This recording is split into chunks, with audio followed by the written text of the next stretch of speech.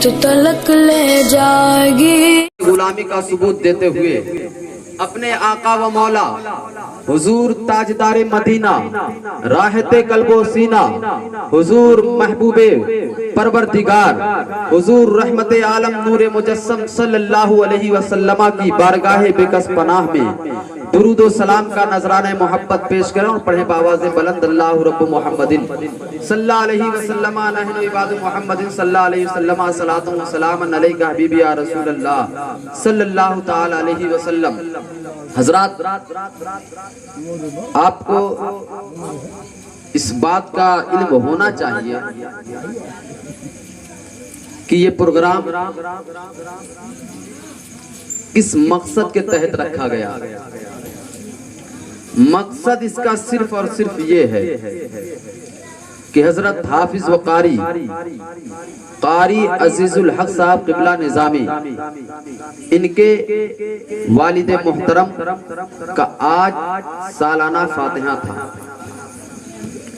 सालाना फातिहा सब लोग मुनाकिद नहीं करते, हर एक शख्स से कोई ना कोई इंतकाल करके चला जाता है।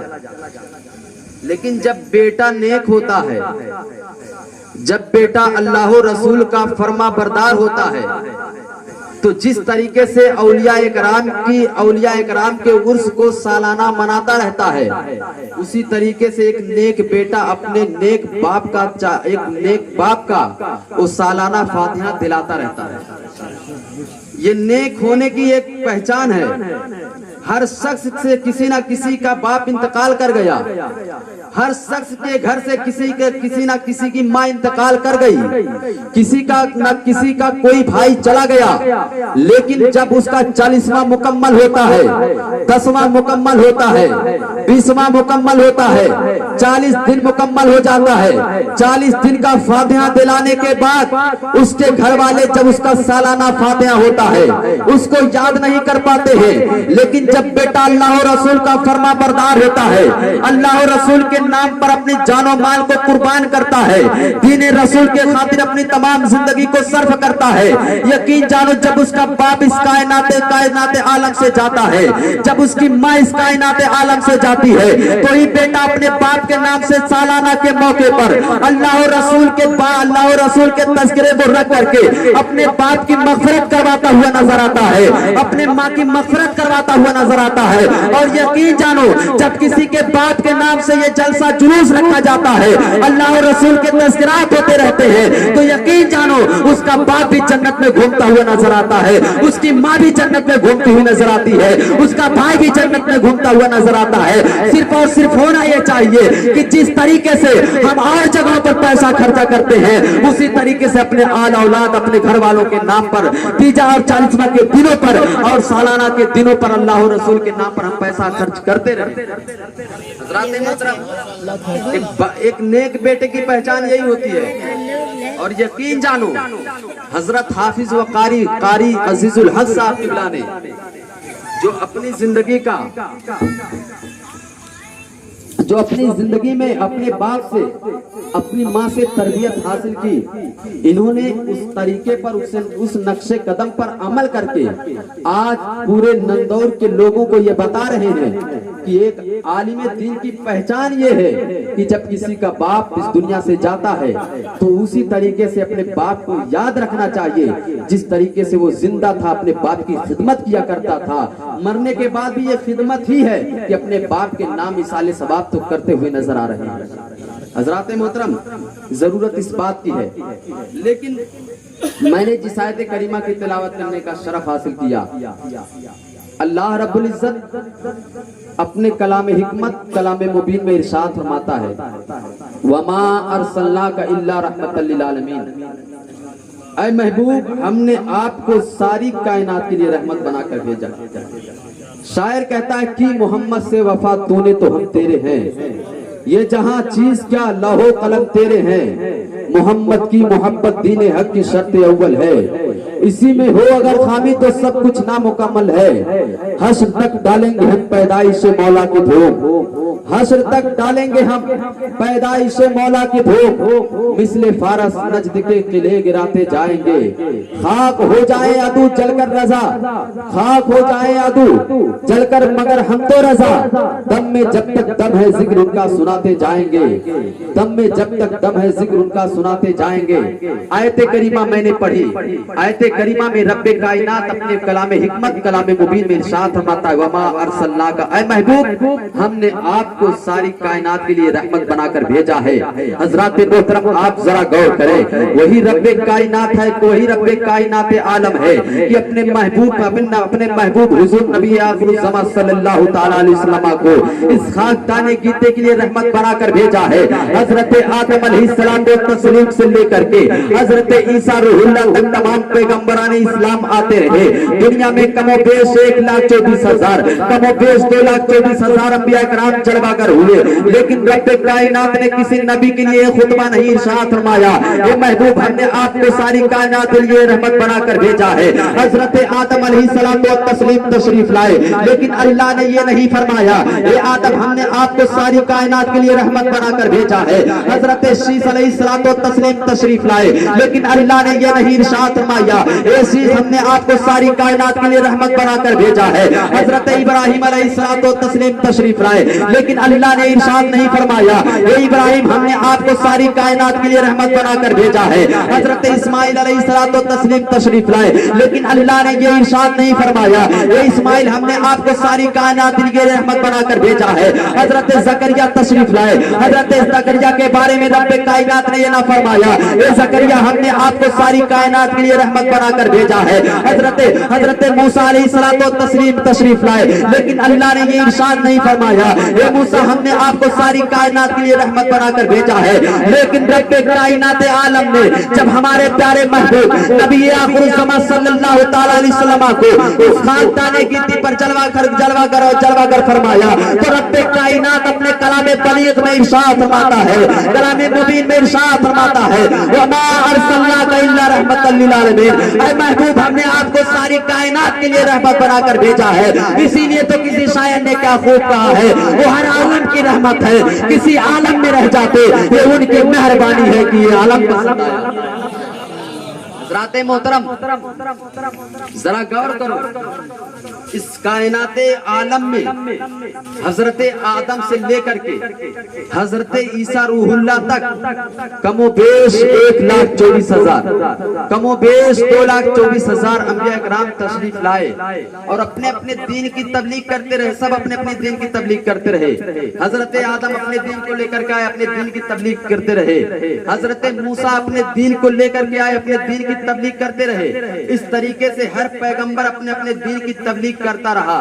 لیکن جب میرے پیارے محبوب کو پیدا فرمانا ہوا تو رب کائنات تمام دینوں کو منسوخ کر دیا اور دین حنیف کو صرف اور صرف باقی رکھا جو ہمارے پیغمبر نبی آخر الزمان صلی اللہ تعالی علیہ وسلم کا دین ہے. حضرات محترم اس کائنات عالم میں اللہ رب العزت نے نبی کو رحمت بنا کر بھیجا، ہر انسان کے لیے رحمت، ہر جانور کے لیے رحمت، ہر چرند و پرند کے لیے رحمت، ہر جمادات و حیوانات کے لیے رحمت. یعنی کائنات عالم میں جتنی چیز پیدا ہوئی ہے رب کائنات ہمارے پیارے محبوب نبی آخر الزمان صلی اللہ علیہ وسلم کو رحمت بنا کر بھیجا ہے. آئیے ذرا غور کریں، تاریخ کا مطالعہ کریں. رب کائنات نے حضرت عیسیٰ علیہ السلام و تسلیم کو پیدا فرمایا. حضرت عیسیٰ علیہ السلام و تسلیم کو پیدا کرنے کے بعد حضرت حضور نبی آخر الزمان صلی اللہ تعالی علیہ وسلم کو پیدا فرمایا. ان دونوں حضرات کے درمیان رب کائنات نے 500 سے زائد عرصہ کا دن گزر گیا، سال گزر گئے، لیکن اس درمیان میں رب کائنات نے کسی نبی کو مبعوث نہ فرمایا، کسی نبی کو پیدا نہ فرمایا، کسی رسول کو اس خاکدان گیتی پر جلوہ گر نہ فرمایا. ایسے عالم میں رب کائنات نے میرے پیارے محبوب کو پیدا فرمایا. جب عرب کی سرزمین सरजमीन पर शराब नोशी आम हो चुकी थी। लोग अपने घरों में शराब रखा करते थे, अपने खाने के वक्त शराब पिया करते थे। रब कायनात ने मेरे महबूब को ऐसे आलम में पैदा फरमाया जब अरब की सरजमीन पर तारीकी ही तारीकी थी, उजाले का कोई नामो निशान न था। रब कायनात ने मेरे महबूब को ऐसे वक्त में पैदा फरमाया जब एक बाप अपने बेटी के साथ जुल्म करता हुआ नजर आ रहा था, जब एक बेटा अपने बाप के साथ जुल्म करता हुआ नजर आ रहा था। मेरे रब कायनात ने मेरे महबूब को ऐसे आलम में पैदा फरमाया जब एक बेटी अपने माँ के साथ जुल्म करते हुए नजर आ रही थी। ये मेरे नबी कायनात सल्लल्लाहु ताला अलैहि वसल्लम को रब कायनात ने ऐसे आलम में पैदा फरमाया जब अरब की सरजमीन पर जुल्म सितम का बाजार गर्म था। लोग अब आपस में इंसानियत का नामो निशान न था। लोग आपस में झगड़ा किया करते थे, आपस में तशद्दुद पैदा किया करते थे। ऐसे आलम में मेरे नबी कायनात सल्लल्लाहु ताला अलैहि वसल्लम को पैदा किया गया। तारीख पढ़ो तब समझ में आएगा, तारीख क्या और आपको पलटो तब आपको मालूम होगा। हजरत मोहतरम आइए मैं एक वाक़े की रोशनी में आपके दिमाग को खोलना चाहता हूँ। हजरत नबी कायनात सल्लल्लाहु ताला अलैहि वसल्लम हैं। एक मर्तबा एक सहाबी रसूल से इरशाद फरमाते हैं, ऐ सहाबी रसूल ये बताओ कि मेरे आने से पहले इस अरब की सरजमीन पर क्या हालात थे, कैसे माहौल थे, कैसा निजाम था। नबी कायनात सल्लल्लाहु ताला अलैहि वसल्लम ने जब सवाल किया, वो सहाबी रसूल का नाम है हजरत आसिम। हजरत आसिम से नबी कायनात सवाल करते हैं, ए आसिम ये बताओ मेरे आने से पहले इस अरब का दस्तूर क्या था, अरब के लोग किस तरीके से जिंदगी गुजारा करते थे। नबी आखिर ज़मान सल्लल्लाहु ताला अलैहि वसल्लम इरशाद फरमाते हैं, ए आसिम बताओ आखिर अरब का दस्तूर क्या था। हजरत आसिम कहते हैं, या रसूलल्लाह अलैहिस्सलाम, या रसूलल्लाह अलैहिस्सलाम मुझे इसके बारे में बहुत ज्यादा इल्म है।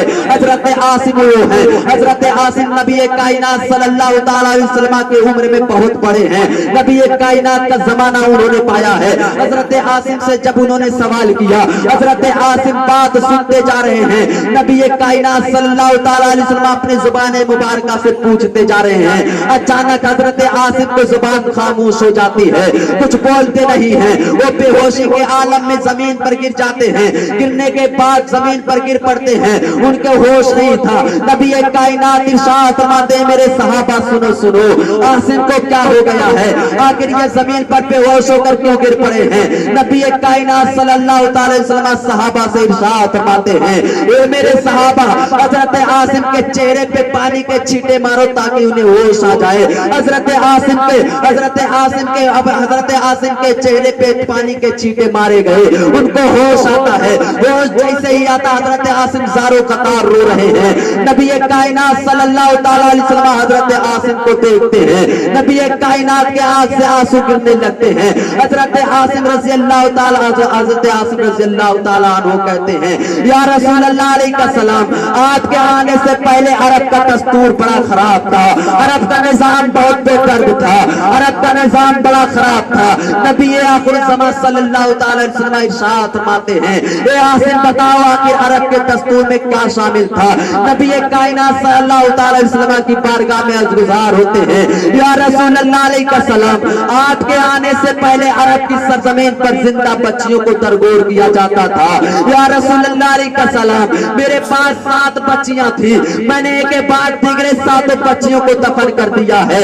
नबी इरशाद फरमाते हैं, ए आसिम ये बताओ पहले तूने बच्ची को दफन किया है। हजरत आसिम कहते हैं, या रसूलल्लाह अलैहिस्सलाम मेरे घर में पहली बच्ची जब जन्म ली मैं उसको पहले दफन कर दिया। जब मेरे घर में दूसरी बच्ची आई मैंने उसको भी दफन कर दिया। जब मेरे घर में तीसरी बच्ची आई मैंने उसे भी दफन कर दिया। या रसूलल्लाह अलैहिस्सलाम मैंने के बाद दीगरे 7 बच्चियों को दफन कर दिया, 6 बच्चियों को दफन कर दिया। 6 बच्चियों को दफन करने के बाद जब मैंने 7वीं बच्ची के लिए कदम उठाया था, या रसूलल्लाह अलैहिस्सलाम जब मैंने 7वीं बच्ची को दफन करने के लिए लेकर के जा रहा था, आसमान से आवाज आई, ए आसिम रुक जा, ठहर जा, ऐसा मत कर। हजरत आसिम कहते हैं, या रसूलल्लाह अलैहिस्सलाम जैसे ही आसमान से आवाज आनी थी मेरे दिल ने मुझे बहुत झिझोड़ा, लेकिन मेरे ऊपर शैतान सवार था, मैंने नहीं देखा। आसमान से आवाज आती है, आसिम ठहर जाओ, ऐसा मत करो। हजरत आसिम अपने घर से अपने कदम को आगे बढ़ाते हैं, जमीन से आवाज आती है, ए आसिम ठहर जाओ, ऐसा मत करो। खुदा की قسم حضرت عاصم سے جب آسمان و زمین یہ عرض گزار تھے، جب یہ کہہ رہے تھے عاصم ایسا مت کرو، حضرت عاصم کہتے یا رسول اللہ علیہ السلام میں نے اپنے دل سے بہت سمجھایا کہ ایسا مت کرو، لیکن میرے اوپر شیطان سوار تھا، میں نے کچھ دیکھا اور سنا نہیں۔ میں اپنی پیاری بچی کو اپنے ہاتھ میں پکڑا، پکڑنے کے بعد مقتل کی جانب لے کر کے جا رہا تھا جہاں عرب کے لوگ اپنی بچیوں کو دفنا رہے تھے۔ نبی کائنات صلی اللہ علیہ وسلم ارشاد فرماتے ہیں اے عاصم یہ بتاؤ آخر تو نے اپنی بچیوں کو کیوں دفن کیا ہے؟ حضرت عاصم کہتے ہیں یا رسول اللہ علیہ السلام یہ عرب کے دستور میں شامل تھا، اپنی بچیوں کو لوگ دفن کیا کرتے تھے۔ نبی کائنات صلی اللہ علیہ وسلم کی بارگاہ میں حضرت عاصم کہتے ہیں میں نے جب 7ویں بچی کو مقتل کی جانب لے کر کے جا رہا تھا، آسمان سے پکار، آسمان سے آواز آ رہی تھی، زمین سے آواز آ رہی تھی ایسا مت کرو عاصم، لیکن میں نے سنا نہیں، آگے بڑھتے گیا۔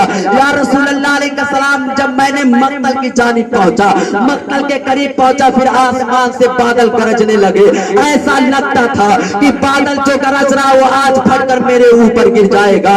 نبی آخری زمان کی بارگاہ میں عاصم عرض گزار ہے یا رسول اللہ علیہ السلام ایسا لگتا تھا زمین سے آواز آ رہی تھی، ایسا لگتا تھا کہ زمین آج نکل کر کے مجھے اپنے اندر سما لے گی یا رسول اللہ علیہ السلام، لیکن میں نے پھر بھی نہیں سنا، اپنی پیاری بچی کو مقتل کی جانب لے کر کے پہنچا، جب اپنے بچی کو دفن کرنے کے لیے اس کے لیے گڈھا کھودنا شروع کیا یا رسول اللہ علیہ السلام جب میں نے گڈھا تیار کرنا شروع کیا، میری پیاری بیٹی مجھ سے کہتی ہے اے ابو جان آخر آپ کیوں یہ معاملہ پیش کر رہے ہیں، آخر آپ ایسا کیوں کر رہے ہیں؟ حضرت عاصم کہتے ہیں میری پیاری بیٹی میں تجھے کھیلنے کے لیے کام کر رہا ہوں۔ بیٹی جب کھیلنے کی بات سنتی ہے تو بیٹی بھی اپنے ننھے ہاتھوں سے مٹی نکالنے لگتی ہے، اس گڈھے سے مٹی نکال رہی ہے۔ بیٹی کو کیا معلوم تھا کہ میرا باپ میرے ساتھ ظلم کرے گا، بیٹی کو کیا معلوم تھا کہ میرا باپ میرے ساتھ آج میری جان کا دشمن ہے، بیٹی کو کیا معلوم تھا کہ آج میرا باپ میرے ساتھ ظلم و ستم کرے گا۔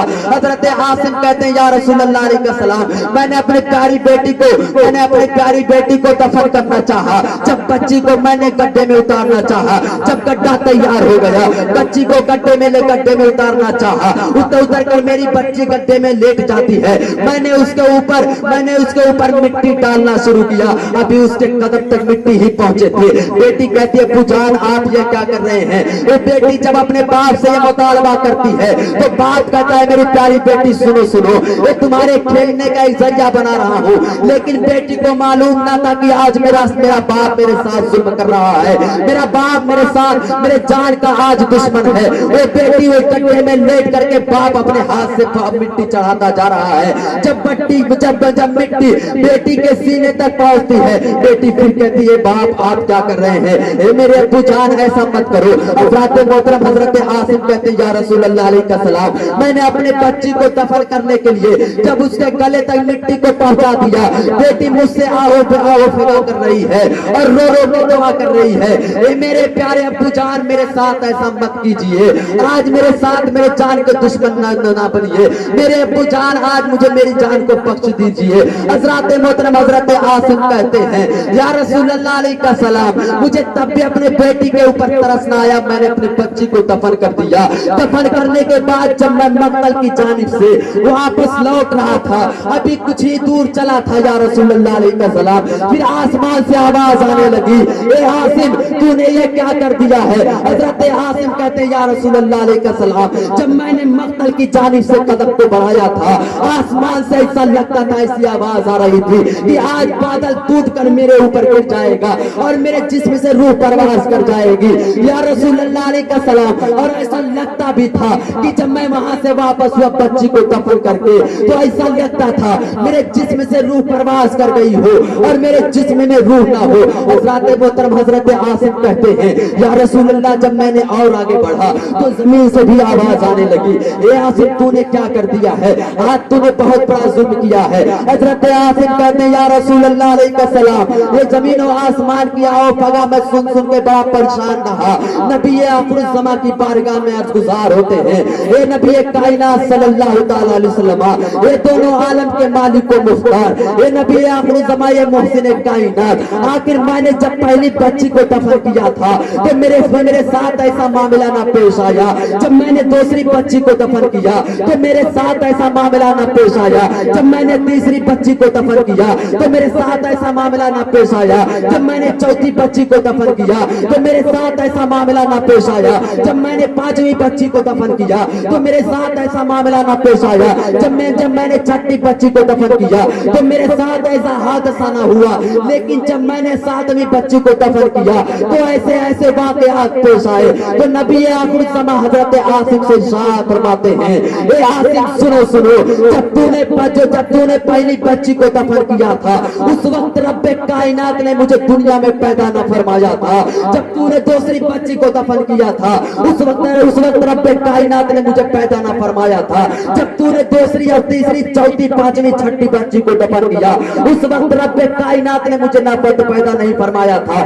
لیکن جب تو نے ساتویں بچی کو دفن کیا اس وقت رب کائنات نے مجھے اس کائنات عالم میں پیدا فرما دیا اور میں 4 دن کا ہو چکا تھا. رب کائنات کی مشیت کو گوارا نہ ہوا, رب کائنات کی وحدانیت کو گوارا نہ ہوا کہ میرا محبوب جس دنیا میں جا رہا ہو وہاں بچیوں کو زندہ درگور کیا جائے. میرا محبوب جس زمین پر جا رہا ہو وہاں بچیوں کو زندہ مارا جائے. میرا محبوب جس زمین پر جا رہا ہو وہاں ظلم و ستم کے بازار گرم ہو.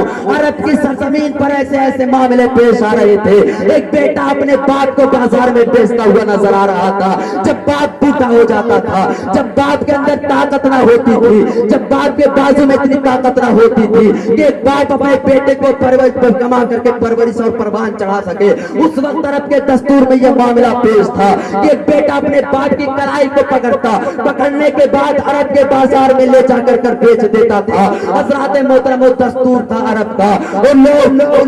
لوگوں نے اپنے باپوں کے ساتھ ظلم کیا کرتے تھے, لوگوں نے اپنے ماں کے ساتھ ظلم کیا کرتے تھے. نبی آخر الزماں صلی اللہ تعالی علیہ وسلم کے آنے سے پہلے عرب کا دستور بڑا خراب تھا. تو نبی ارشاد فرماتے ہیں اے عاصم سنو سنو, جس وقت تم نے اپنی ساتویں بچی کو دفن کرنا چاہا اس وقت رب کائنات نے مجھے پیدا فرما دیا تھا.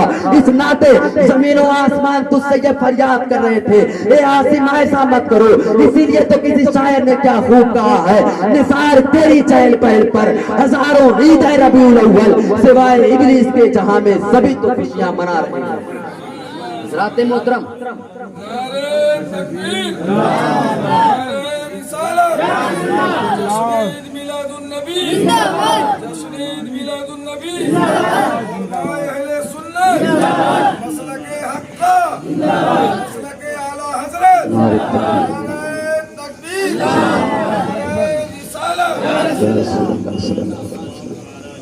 حضرات محترم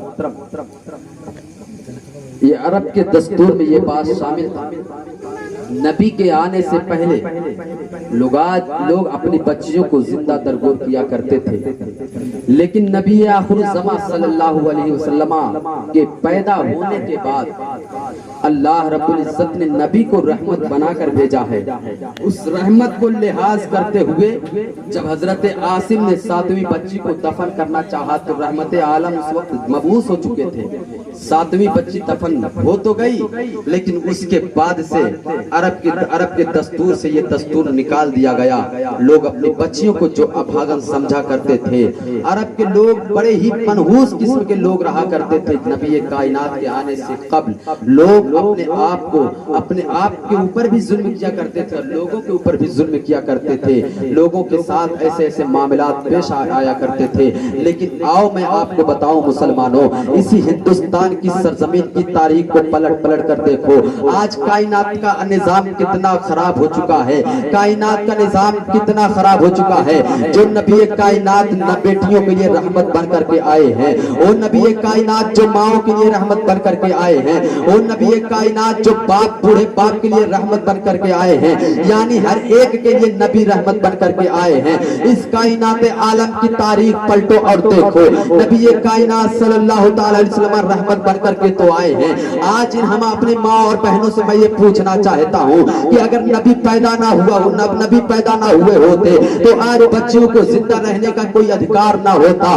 اگر نبی مبعوث نہ ہوئے ہوتے تو آج بیوہ عورتوں کے ساتھ جو ظلم عرب کی دھرتی پر کیا جا رہا تھا وہی ظلم آج یہاں کے لوگ بھی کیا کرتے۔ لیکن نبی کائنات صلی اللہ علیہ وسلم کے پیدا ہونے کی برکت یہ ہے کہ لوگ اپنے آپ میں محبت کے ساتھ زندگی گزار رہے ہیں۔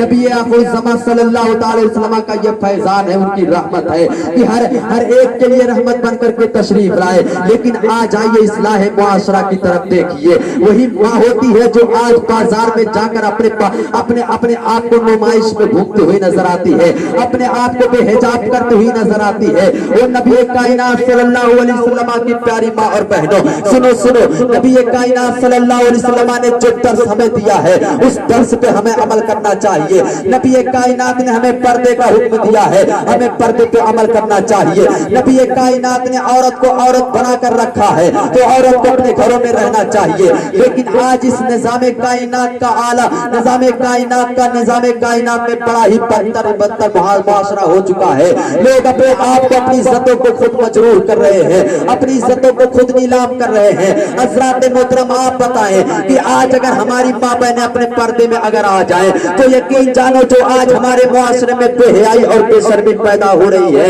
یہ بہت تیزی سے دور ہوتی ہوئی نظر آئے گی۔ صرف اور صرف نبی کے فرمان پہ عمل کرنے کی بات ہے۔